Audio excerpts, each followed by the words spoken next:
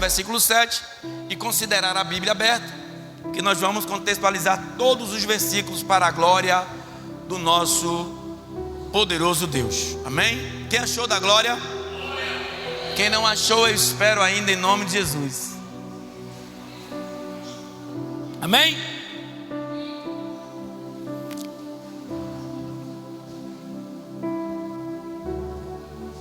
Ele tem 2 subtítulos. Um está entre o 6º e o 7º, e o outro entre o 19 e o 20º, que se intitulam Não te deixe seduzir por pecadores, e o outro, o convite e exortação da sabedoria. Amém? Todos acharam? Versículo 7 do capítulo 1 diz assim: o temor do Senhor é o princípio da ciência. Os loucos desprezam a sabedoria e a instrução. Na Bíblia de vocês deve estar: o temor do Senhor é o princípio da sabedoria. Os loucos desprezam a sabedoria e a instrução. Amém? Louvado seja Deus e exaltado seja Ele para todo bom e sempre poderoso Deus. Igreja, saudoso e amigo na fé até então, na escrita desse livro, conhecido como Salomão, foi um dos grandes reis e um dos reinados mais ricos que teve durante a história da Bíblia. Salomão, filho de Davi, ele teve instrução do teu pai e da tua mãe para reinar em Israel. E num tempo apropriado a adorar a Deus, ele considerou em teu coração algo que seu pai já tinha inserido no coração dele também, que era construir o templo do Senhor.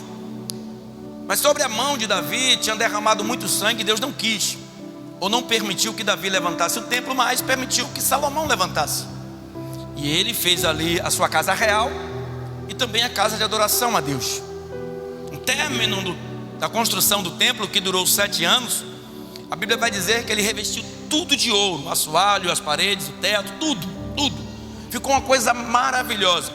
Alguns historiadores chegam a dizer que quando você se aproximava do templo, descendo de alguns locais para Jerusalém, de longe, a quase 1 quilômetro de distância, a depender da altitude que tivesse, dava para ver o resplendor do teto do templo, que era muito lindo.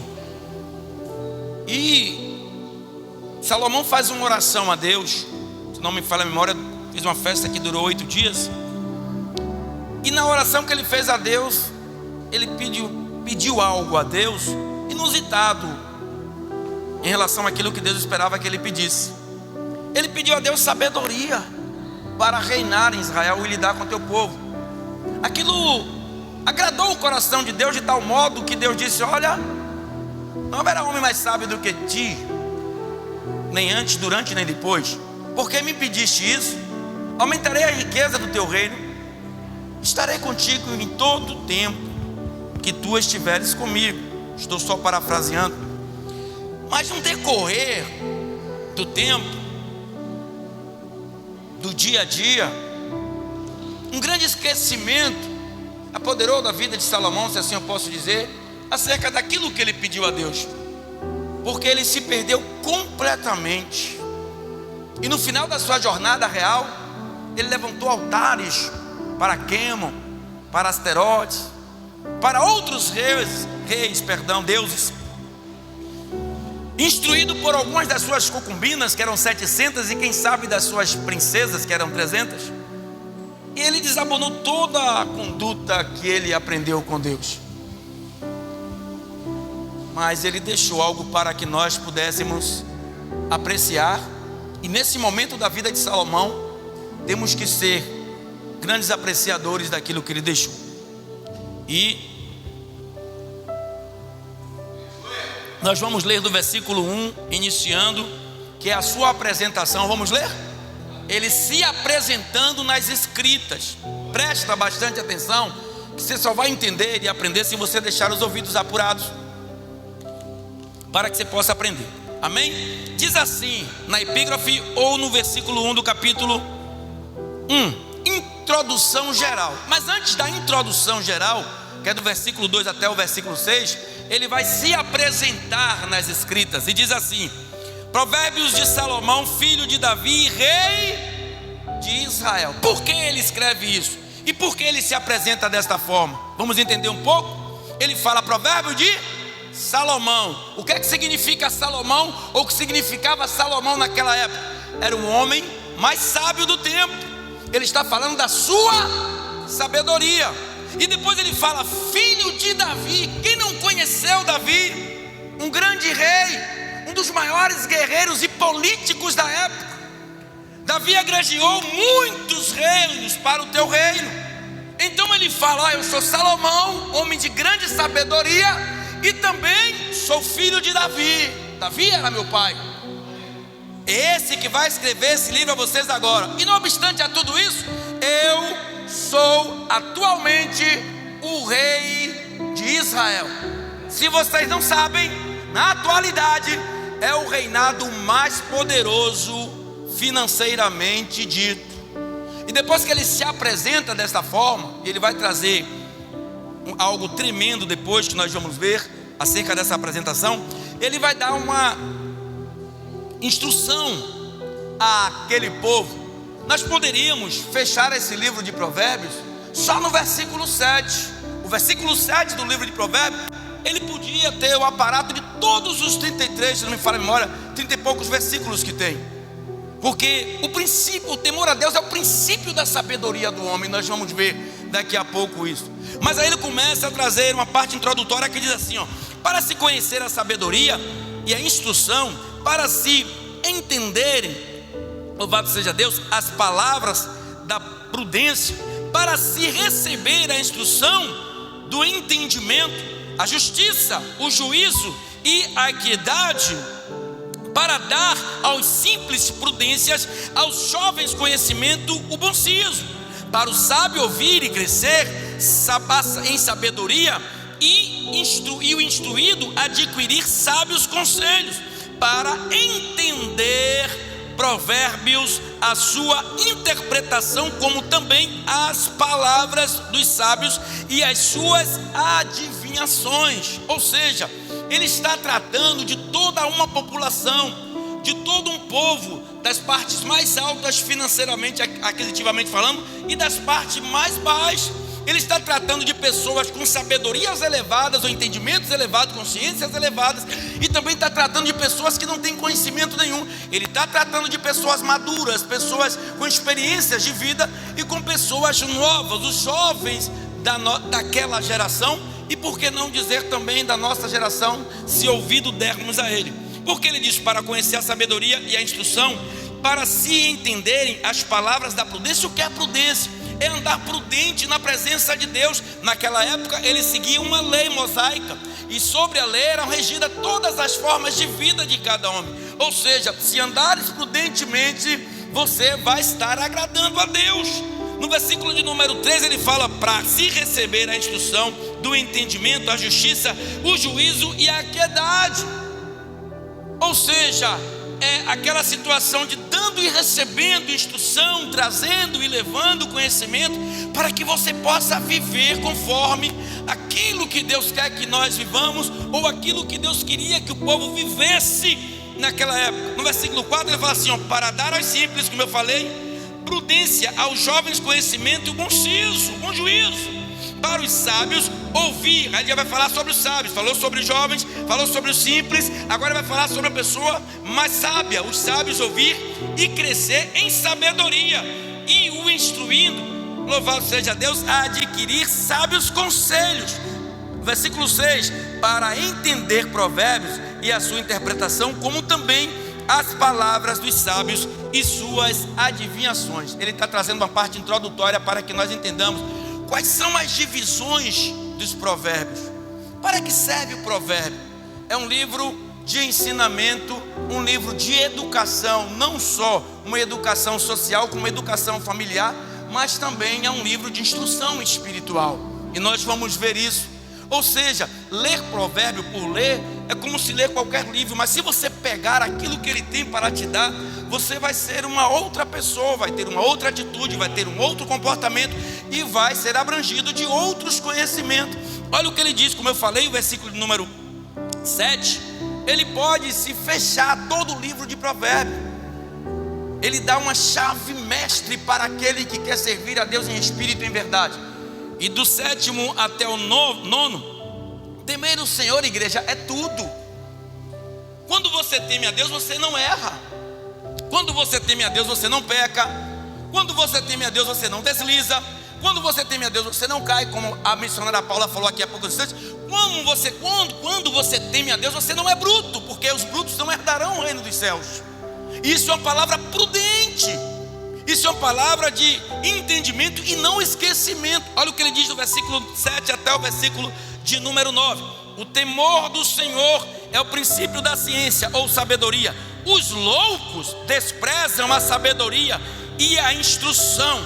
Filho meu, ouve a instrução do teu pai e deixa a doutrina da tua mãe. Quando ele fala no versículo 7, ele está se referindo ao seu nome, Salomão. Olha o que ele fala: o temor ao Senhor é o princípio da sabedoria. O que foi que ele pediu a Deus?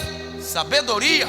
Então ele está dizendo: a minha sabedoria maior que eu possa ter de tudo aquilo que Deus me deu é o temor que eu tenho a Ele. Ou seja, naquele momento era como se ele dissesse: me imitem em temer a Deus, porque como Ele me deu sabedoria, eu sei que a maior sabedoria de todas é você temer ao Senhor.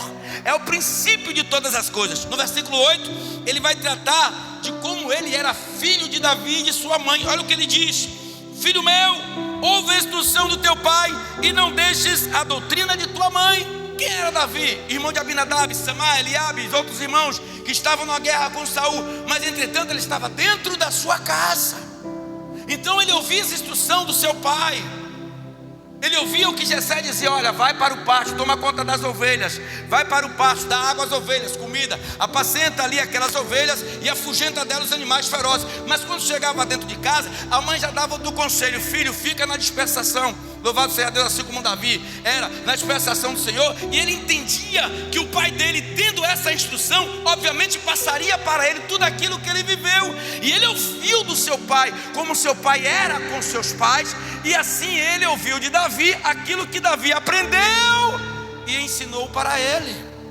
Como Davi obedecia a Jessé, como Davi obedecia a sua mãe, como Davi obedecia às instruções. Então ele disse: meu pai viveu assim. Hoje eu, sendo filho do meu pai, eu tenho que obedecer a meu pai, eu tenho que obedecer a minha mãe, porque Aminon não pode ser rei, se levantou contra meu pai. Meu irmão, outro, Absalão, também não pode ser rei, perdão, que se levantou contra meu pai. Aminon estupou a irmã, e assim só sobrou eu. Então eu tenho que andar segundo a sujeição do meu pai e as instruções que ele dá, assim também como ser doutrinado pela minha mãe, assim como meu pai foi doutrinado pelo meu vovô, assim como meu pai foi doutrinado pela minha vovó. Então no versículo de número 9, ele já vai tratar do seu poder ou do seu reino. Porque diadema de graça serão, ou seja, a coroa de graça serão para a tua cabeça e os colares para o teu pescoço. Vamos trazer em nome de Jesus, só parafrasear, colares de ouro, de tudo aquilo que se referia ao seu reinado. O diadema ou a coroa que estava sobre ele, sobre o poder que ele exercia naquele local. Então nos 3 versículos, tanto 7 como 8 como 9, ele se refere a Salomão como sábio, a Davi e Salomão como filhos. E no terceiro, que é o 9º versículo, ele se refere ao poder real que era sobre a vida dele. Então ele diz: o temor ao Senhor é o princípio de tudo que nós podemos fazer. De tudo que você pode adquirir, tema ao Senhor. Apresente a Ele as suas causas, apresente a Ele os teus ganhos, apresente a Ele as tuas perdas, apresente a Ele a tua alegria, apresente a Ele a tua tristeza, apresente a Ele a tua saúde, apresente a Ele a tua doença. Ou seja, seja com Deus em todo o tempo da sua vida, porque esse é o princípio da sabedoria, é temer a Deus. Vai fazer alguma coisa, apresenta a Ele: Senhor, está de acordo. Mas não deixa que ninguém e nada te engane, como ele vai dizer nos versículos posteriores. Desvia-se da ganância, da gordura, desvia-se da maldade e do poder exacerbado. Versículos de número 10 a 19. Olha o que Salomão escreve: filho meu, se os pecadores com blandícias te quiserem tentar, não consista, não deixe, não concorde. Se disserem, vem conosco, espiamos o sangue, espreitemos sem razão os inocentes, não participe de tais coisas. Aí ele diz: traguemo-los vivos como a sepultura, e inteiros como os que descem a cova. Acharemos toda sorte da fazenda preciosa. Está falando da ganância do dinheiro. Louvado seja Deus. Encheremos as nossas, louvado seja Deus, casas de despojo. Ou seja, a igreja espera no Senhor. Eu vejo pessoas, sabe, deixar a palavra, deixar o conceito, deixar os preceitos de Deus por causa de propostas infundáveis, proposta que vai te tirar da presença de Deus. Pode trazer bons ganhos, pode colocar você em um alto palácio, mas vai te tirar da presença de Deus. É o que ele diz: traguemo-los vivos com a sepultura. Ele ainda está falando da malignidade do homem, da maldade do homem, da vida hostil do homem, da vida criminosa do homem, da vida maldosa do homem, de não ter pena do outro homem e não se entregar a Deus para que Deus entre com plano de misericórdia na vida de outra pessoa, mas pensar tão somente sanguinariamente, como nós vimos nos dias de hoje, pessoas matando pessoas como se fossem passarinhos, como se fossem animais de caça para que possa se alimentar deles, quando na realidade não nos alimentamos. O que é que ele diz? Sepultura e, louvado seja Deus, inteiros como os que descem as covas. Aí no versículo 13 ele começa a falar da ganância. Acharemos toda sorte de fazenda preciosa, encheremos as nossas casas de despojo, lançarás a tua sorte entre nós, teremos toda, louvado seja todos, uma só bolsa. Filho meu, não te ponhas a caminho com eles, desvia o teu pé das suas veredas, porque os pés deles correm para o mal e se apressam a derramar sangue. Na verdade, debalde se estenderia a rede perante os olhos de qualquer ave. Esses armam ciladas contra o seu próprio sangue e a sua própria vida. Espreitam, tais são as veredas de todo aquele que se entrega à cobiça. Ela prenderá a alma dos que a possuem. Afaste-se da ganância, da soberba, do poder exacerbado de uma forma que não agrada a Deus. Toda autoridade ela é constituída por Deus, mas o poder autoritário do homem afasta Deus de estar com ele na autoridade que lhe foi concedida. Ele diz para nós nos afastarmos de tais pessoas, que muitas vezes você vai que vai dar certo, papai, você vai ser bem aceito lá, você vai ser grandioso lá, você, olha, mas vai trazer danos a algumas pessoas. Não ligue não, deixa lá. Se derramar sangue, é um parente seu distante, é pessoas que você conhece, deixa lá, não é assim. Espere em Deus, que Ele vai trazer para nós coisas boas. Nossa terra não é aqui, como ela falou, nós não somos daquela religião que diz que nossa terra, nosso paraíso é aqui. Não, não. O nosso paraíso está nas mãos de Deus, na casa do Senhor, no seu alto palácio. É lá que está a nossa casa, é lá que está o nosso país, é lá que está a nossa nação. É lá que estão sim os nossos entes queridos, filhos de Deus, que assim possamos falar. Então buscar ao Senhor de entendimento, capacidade, moral, razão, ética, para que o diabo não roube de nós o nosso diadema ou a nossa coroa. Então ele começa a trazer, olha, se afaste dessas propostas indecentes, desse chamariz para que você possa fazer coisas horrendas.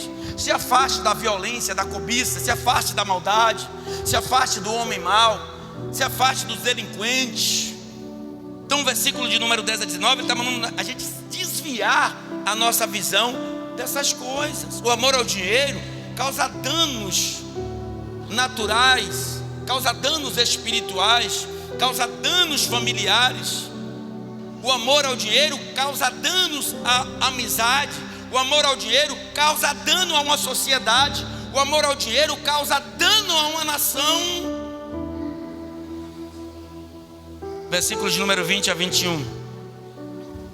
Ele vai falar sobre a reverberação da palavra, a autenticidade da palavra, o alcance da palavra de Deus. Ela tem grande sustentabilidade.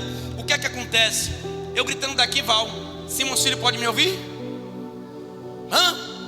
Fisicamente falando, eu gritando daqui, Simão Filho pode me ouvir? Não. Mas como é que eu vou fazer se os meus filhos me ouvir? É quando eu prego aqui, você guarda em você, e a palavra que eu falo aqui, através da sua vida, vai reverberar lá em Simão Filho. De que forma? Evangelizando. Você gritando mais alto do que eu lá, porque você está perto. Olha o que ele diz no versículo de número 20 a 21. Presta bastante atenção.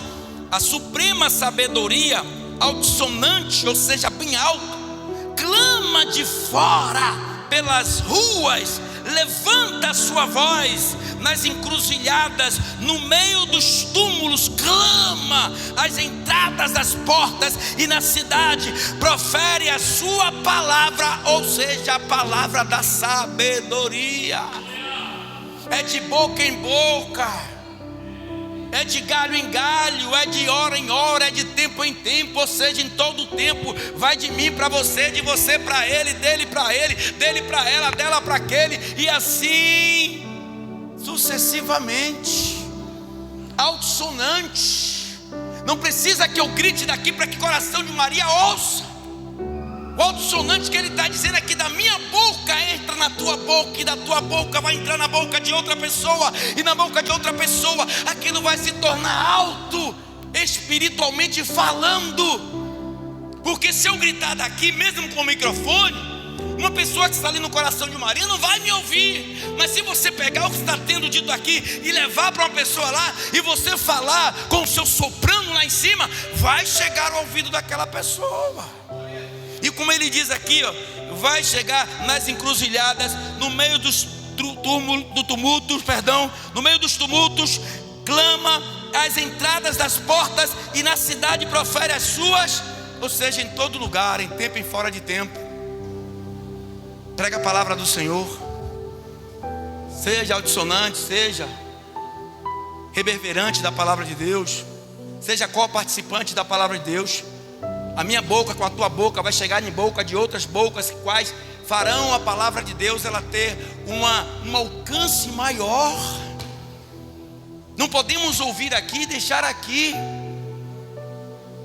É como se nós quiséssemos o culto aqui, trancasse a porta ali e só saíssemos daqui amanhã sem entendimento nenhum, porque descansamos, dormimos, descansamos e acordamos cansados, com a preguiça do corpo para ir trabalhar ou fazer os afazeres, mas aquilo não teve nenhuma produtividade. Não, é ouvir, sair e deixar o Espírito Santo de Deus te envolver, para que você possa envolver outras pessoas com aquele Espírito Santo que há em você.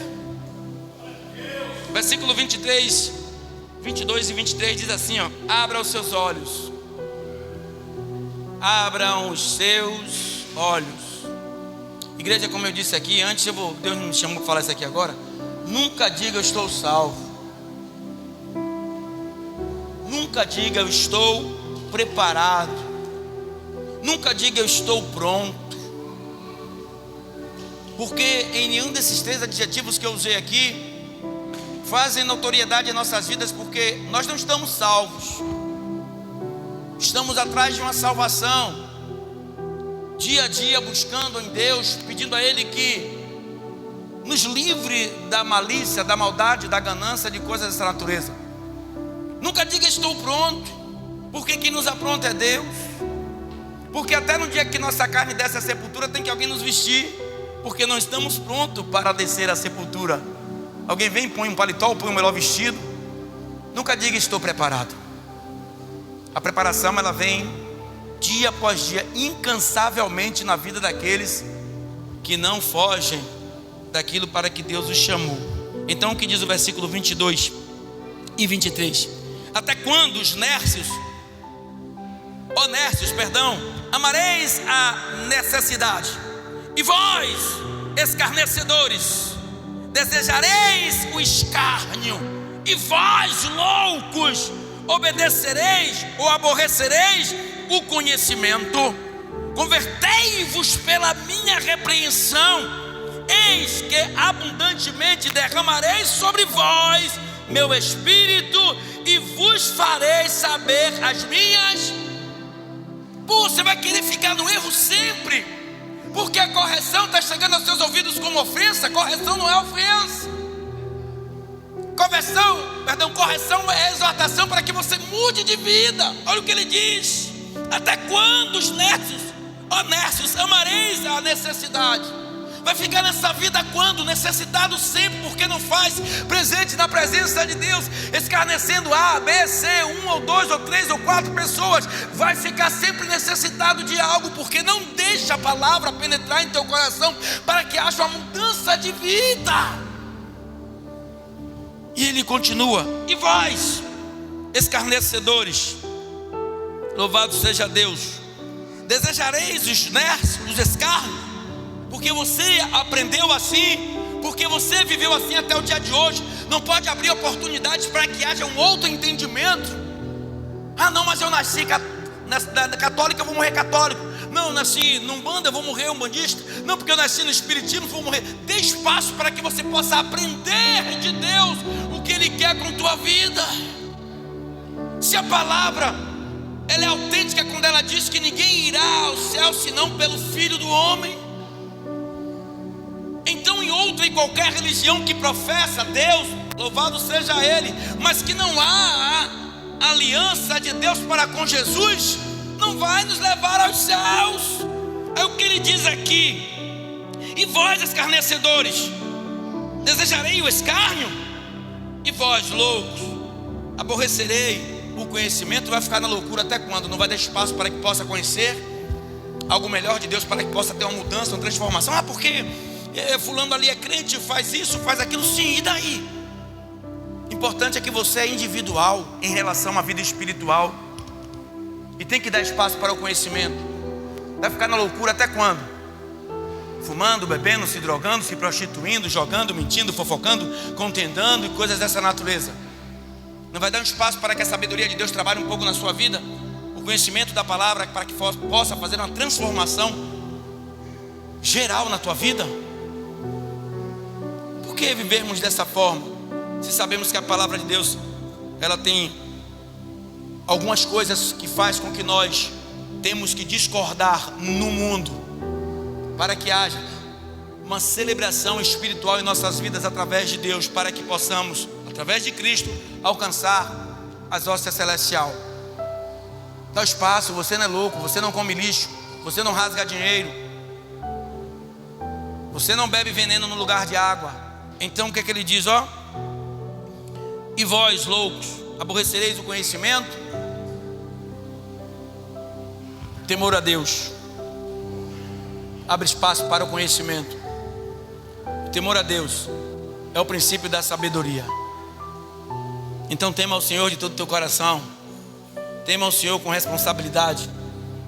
Uma vez eu vi uma incrédula falar: se Deus é bom, por que temer a Ele? E começou a dar algumas coisas infundáveis, que sem sentidos, com pontas soltas.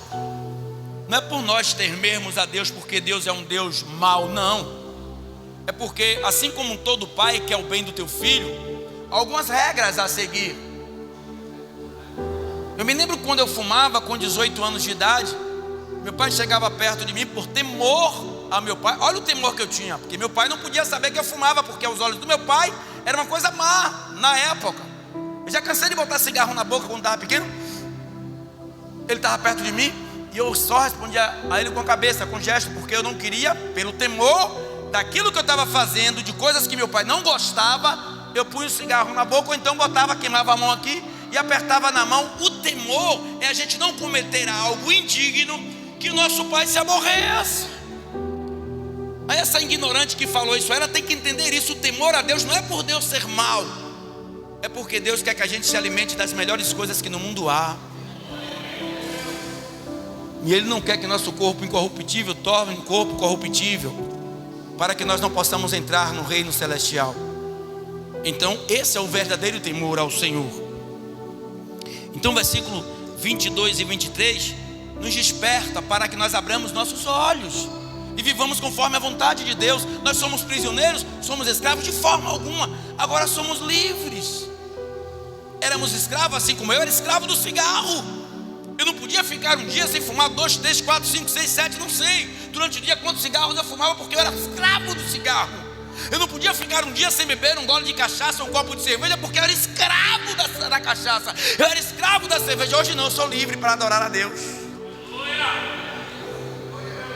E não estou contaminado por essas coisas que o mundo perturbam nossa mente para que nós estejamos cauterizados por tais coisas. Muito pelo contrário, eu adoro a Deus em espírito e em verdade, da forma concisa, de uma forma sóbria. Eu sei porque eu quero adorar a Deus.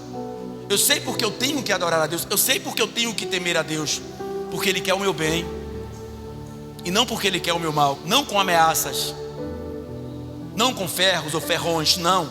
É com a palavra, uma palavra de sabedoria, para que nós possamos viver uma melhor vida.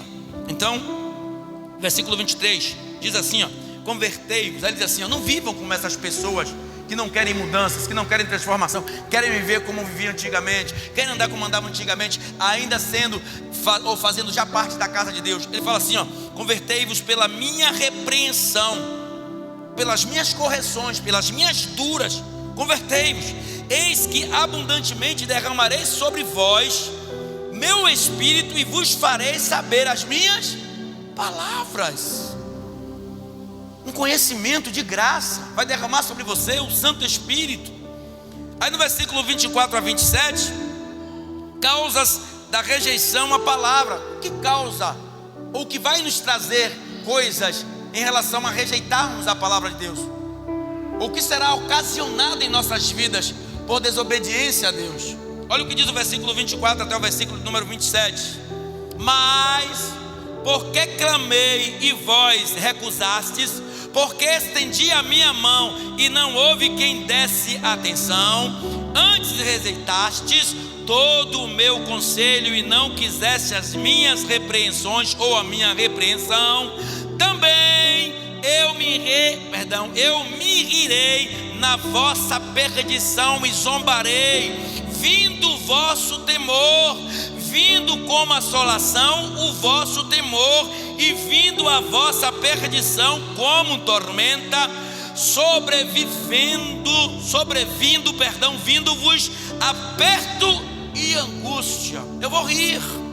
Claro que a gente está falando de uma forma pejorativa. Eu vou rir quando a assolação vier até você. Por quê? Eu levantei a minha mão, estendi a minha mão, você não quis. Eu levei a minha voz e você não deu ouvidos. Então, quando vier sobre você aperto e angústia, eu vou rir, porque não deste ouvido às minhas palavras. Então, igreja, abra o seu olho enquanto você estiver sendo exortado, repreendido por algo errado que você está fazendo. E se porventura você está ouvindo, olha o que diz os versículos 24 a 27. Ele tem bastante concordância no versículo 22, principalmente o 22 e o 23, mas o 22, porque aquelas pessoas que estão dentro da igreja, vivendo em escárnios, vivendo nércios e como loucos, fazendo como se não tivesse ouvindo a palavra de Deus e praticando as mesmas deficiências ou as mesmas ocorrências que anteriormente fazia, claro que com um grau bem menor, porque não fuma, não bebe, não mais joga, mas você tem algumas atitudes que desabonam a tua conduta em relação a Deus. Isso não vai te salvar, porque para Deus não é um pecado menor ou um pecado maior. Pecado é pecado em todo o tempo. Aí ele diz assim, ó: não vai me ouvir não? Olha o que ele diz: mas porque clamei e vós recusastes, porque estendi a minha mão e não houve quem desse atenção, antes rejeitaste todo o meu conselho e não quiseste a minha repreensão, também eu vou rir a vossa perdição e zombarei, vindo o vosso temor, vindo como assolação o vosso temor, e vindo a vossa perdição como tormenta, sobrevindo-vos aperto e angústia. Aí é como a missionária Paula falou aqui: eu vou clamar a Deus porque as coisas se apertaram, porque o problema se agravou. É nesse momento, porque antes você não ouviu a repreensão? Por que onde você não sentiu o toque da mão dele que estava dizendo: filho, levanta-te, sai deste calabouço que eu quero fazer algo tremendo na tua vida? Não, porque estava tudo bem. Aí quando a angústia vem, quando a assolação vem, quando esses apertos aparecem, meu Deus, ele diz: eu vou rir. Hipoteticamente falando, então abra o teu olho enquanto Deus está te exortando dos males que estão sendo feitos através da sua vida, para que não haja uma rejeição de Deus em relação à sua pessoa, para a direção do céu inaccessível da sua glória. Versículos 28 a 32 para finalizarmos. Castigo de Deus. Olha o que ele vai fazer. Deus castiga, pastor, castiga. Às vezes nós falamos aqui com a nossa voz entonuante, né? Uma voz bem alta, dizendo: não, Deus não se afasta de nós. Fato. Mas o fato de Deus não se afastar de nós, isso não quer dizer que Deus deixe de operar, ou não deixe de operar, por falta da nossa vida nércia, da nossa vida louca e da nossa vida de escárnio. Olha o que diz o versículo de número 28 até o versículo 32. Então a mim clamarão, mas eu não responderei. De madrugada me buscarão, mas não me acharão. Porquanto aborreceram conhecimento e não preferiram o temor do Senhor. Não quiseram o meu conselho, desprezaram toda a minha repreensão. Portanto comerão do fruto dos teus próprios conselhos, porque o desvio dos simples os matará, e a prosperidade dos loucos o destruirá. Aí o profeta vai e fala, o profeta vai e adverte: ah não, pastor, falando aquilo ali é para mim, eu vou sair da igreja, todo tempo é uma palavra de exortação, uma palavra dura. Aí quando eu digo aqui às vezes: eu vou rir quando alguma coisa acontecer, não pense que eu vou ter pena não, eu não estou indo contra a palavra de Deus, não. É o que o homem está dizendo aqui: quando ele rir, não se irrite quando estiver passando por tribulação. Às vezes a pessoa, vou ser bem sincero, viu, igreja? Bem sincero, eu sou bastante sincero aqui em cima. Às vezes a pessoa liga para mim: pastor, aconteceu alguma coisa com fulano, foi, amém. Pastor, o senhor foi orar? Eu não. Pastor, não. Fui nada. Por quê? Eu não estou indo contra o ensinamento do qual o homem sábio até então falou àquele povo, e tem falado até os dias de hoje. Aí quando o bicho aperta, quando o cinto aperta, sim, foi o quê? Ah, tá bom, Deus tem misericórdia. Pastor, o senhor está sendo cruel. Tô não. Vindo com assolação, versículo 27, temor, e vindo a vossa perdição como tormenta, sobrevindo-vos aperto e angústia. Então a mim clamarão, mas eu não responderei. De madrugada a mim buscarão, mas não me acharão. Portanto, ou porquanto aborreceram conhecimento e não preferiram o temor do... Que é temor? Acabei de dizer aqui nesse instante. O que é temor? Filho, não fuma não, que vai causar enfisema pulmonar. Eu tive uma tia minha que morreu, ficou 6 meses no hospital internada, 6 meses, e depois do 6º mês ela morreu. Enfisema pulmonar. O meu primo, que era sobrinho, que era filho dela, disse: minha mãe morreu de cigarro, eu vou fumar até morrer. Morreu. Mas só que quando estava na beira da morte, fez aliança com Cristo, se arrependeu, mas era tarde, já estava com enfisema pulmonar. Que é o temor a Deus, igreja. Eu vi as advertências, as correções, as repreensões, e se afastar de tais caminhos. Meu pai já era evangélico, mas a causa natural da morte do meu pai foi muita cachaça no fígado que ele tinha tomado anteriormente. Eu fazendo uma pesquisa sobre isso, e me lembrei da urina dele quando eu fui levar ele para... Eu nunca imaginava que ia ver meu pai nu, e pegando no bingolinho dele assim, parecendo um menino, e levando ele para o banheiro, porque enquanto ele podia ficar em pé, porque senão tinha que mijar no negócio. E eu vi a urina de pai, segundo alguns médicos, era ali do rim podre, o fígado completamente comprometido. Por quê? Como o médico disse a gente, seu pai teve que quase aquela doença, cirrose, não sei se cirrose hepática, não sei, no fígado, o que é que dá. Acabou. Por quê? A bebida forte, nós vamos ver isso em Provérbio, tem lá nas sequências das aulas que nós vamos dar. A bebida forte, ela causa danos irreversíveis muitas vezes. Às vezes eu falo para alguns ignorantes aqui, tá ali me olhando, rapaz, tu para de tomar energético. Eu vou beber. Sua mulher é nova, meu pai, sua mulher vai ficar aí para outro. Tu sabe disso, tá me olhando aí, faça bico. Eu tomo mesmo, tá ali me olhando com o bico dele ali. Tome, continue tomando. No dia que uma mulher disse que o marido dela com 32 anos morreu por causa desse energético, eu não tomei mais, porque hoje eu sou livre, igreja. Eu sou livre. Eu não posso me prender às coisas passadas, porque eis que tudo se fez novo, as coisas velhas. Se por boca de muito médico está dizendo que isso causa mal, danos à saúde. Dia desse estava com a pressão aí, alta aí. Foi, eu gosto muito. Foi que foi. Vou fazer seu enterro daqui a 3 meses, tua mulher está com outro. Porque tu é teimoso. Isso não é graça não, isso é sério. Você está pensando que a mulher dele vai chorar 10 anos? Não, vai chorar? Novinha como ela está? Vai o quê? Vai chorar o quê? Vai botar outro para dirigir teu carro, vestido para roupa, cueca não. Já cueca desse bicho fora, eu tenho cueca em casa. Mas cadê as camisas dele? Daí minhas calças? Bora curtir com o carro dele ali na praia. Por quê? Eu tomo energético. E atrás dele tem um bocado na fita aí, como diz os paulistas. A médica disse a mim, meu marido morreu com 30 e poucos anos. Tomava energético de manhã, meio-dia e de noite. Eu falando com ele, jogando bola, o cara gostando de... Médico! Desobediente.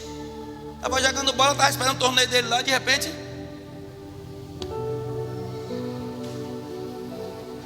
Deixou uma mulher novinha. Deixou a herança. Diz eu quero receber uma herança de nem filho é. Está entendendo, Jó? A mulher pega a pensão. É meu filho de outro pai. O marido da sua mulher. E vai morar dentro da sua casa. E pegar a sua herança. Porque você é queixudo. Eu tomo mesmo. Ainda faz ela com minha cara, vai fazendo. Eu não tomo mais não, tem 3 anos que eu não tomo mais. Vai fazendo.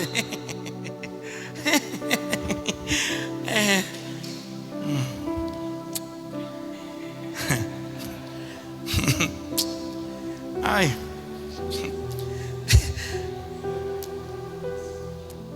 Aí, versículo 28 a 32, o castigo de Deus. Daram risada, senão saiu da concentração. Então a mim clamarão, mas eu não responderei. De madrugada me buscarão, mas não me acharão. Porquanto aborreceram o conhecimento e não preferiram o temor do Senhor. Não quiseram o meu conselho, desprezaram toda a minha repreensão. Portanto comerão do fruto do seu caminho e fartar-se-ão dos seus próprios conselhos. Sabe o que é isso? Vou só fazer um trocadilho aqui. Pastor, o conselho se fosse bom não era dado, era vendido. Né? Repreensão, minha igreja, é um puxãozinho de orelha para que a gente venha ter uma vida plena lá na frente. Se você visse aí como meu primo morreu, 3 anos mais novo do que eu. Quem foi lá comigo foi Val. Mas Val não subiu não, viu? Chorei quando vi o cara. Coração cortou. Assim, ó, sem cabelo. Eu já vi um aidético uma vez, no seu estado bem avançado da AIDS. A cor da pessoa fica parecendo isso aqui, mais ou menos. Um aidético. Os olhos ficam parecendo que está de hepatite. Alguém já viu uma pessoa de hepatite, que eu já vi também, meio esverdeado, parte branca. E a pele dele estava dessa cor, parecendo pele de cobra. Eu peguei nele.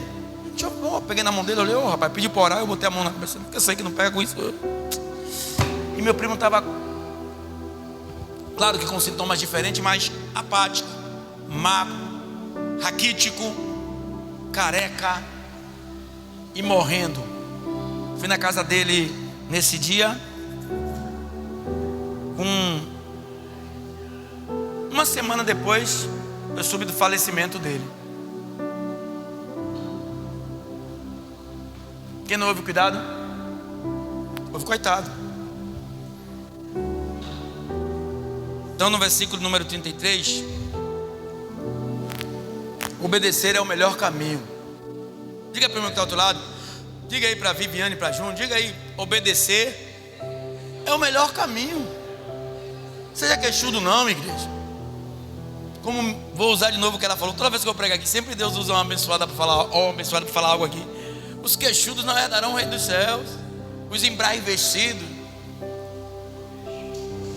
as pessoas que têm sua mente formada, não, estou ali, mas aquele queixo de concreto, não, aquilo ali, não, eu também tenho entendimento, eu também conheço. Aí o que ele diz no versículo 33, por quê? Obedecer é o melhor caminho. Ó o que ele diz, mas de preposição, o que me der ouvidos habitará seguramente e estará descansado do temor do mal. Deu ouvido, abstendo-se do pecado, da malícia, aquele como ele usou, da malícia, da maldade, da vida sanguinária, promíscua, dando ouvido àquele que está querendo o teu bem, você vai adquirir de Deus o descanso do temor do mal. Ou seja, você não vai provar daquilo. Então, igreja, advertir, né, é melhor do que remediar. Por que a gente vai fazer o mal se a gente sabe que é mal? E que o mal, ele vai nos causar males e danos, muitas vezes irreversíveis. Então esse livro, ou essa primeira parte, que nós vamos na próxima terça cuidar da excelência da sabedoria, que é no capítulo 2. Nessa primeira parte ele se apresentou, trouxe a parte introdutória do capítulo 1, versículo 2 até o 6, e dá aqui o início, o alavancador, sabe? Um início assim que poderia contextualizar todos os 30 e poucos versículos do livro de Provérbios, que é esse aqui, o temor ao Senhor é o princípio da sabedoria, ponto e vírgula. Os loucos desprezam a sabedoria e a instrução. Pega essa palavra e guarda na tábua do teu coração. Sai daqui uma nova criatura. Para de ficar criando coisas que não faz parte daquilo que Deus quer que façamos. Isso eu não estou falando só aqui. São inúmeras coisas que fazem parte desse conceito da obediência e da sabedoria, do temor a Deus. Falei aqui em alguns tópicos, ou melhor dizendo, em alguns exemplos, como cigarro, como bebida. Mas tem outras coisas também que nós fazemos que não procede segundo a vontade de Deus. Então que peguemos essa palavra e transformemos ela em vida para as nossas vidas, em bem para nossas vidas, porque onde há vida não há morte, onde há bem não há o mal, em sucesso para nossas vidas, onde há sucesso não há fracasso. Não é melhor a gente fechar a porta antes que o ladrão entre? Não é melhor advertirmos de que depois está tendo que remediar algo que nós poderíamos ter evitado? Porque somos tão inconsequentes assim, teimosos, arrogantes, soberbos, egocêntricos, avarentos, gananciosos, intoleráveis muitas vezes, porque às vezes as pessoas estão tentando corrigir e trazer algo bom para a sua vida. Para mim não dá não. Se você torna-se uma pessoa intolerável. E que Deus tenha misericórdia das nossas vidas, que nós possamos guardar cada palavra do que foi proferida aqui nesta noite e fazer uso dela. Como eu falei aqui em alguns tópicos, fazer com que ela reverbere em outros locais. Versículo 21, se não me falha a memória, 20. Ó, fazer com que ela seja uma autotoxinante, ou seja, chegue em outros lugares. Que nós possamos viver dessa forma. E que Deus possa ter misericórdia de nós. E que não deixe o mal chegar até nós, em nome de Jesus. Amém? Dá uma salva de palmas.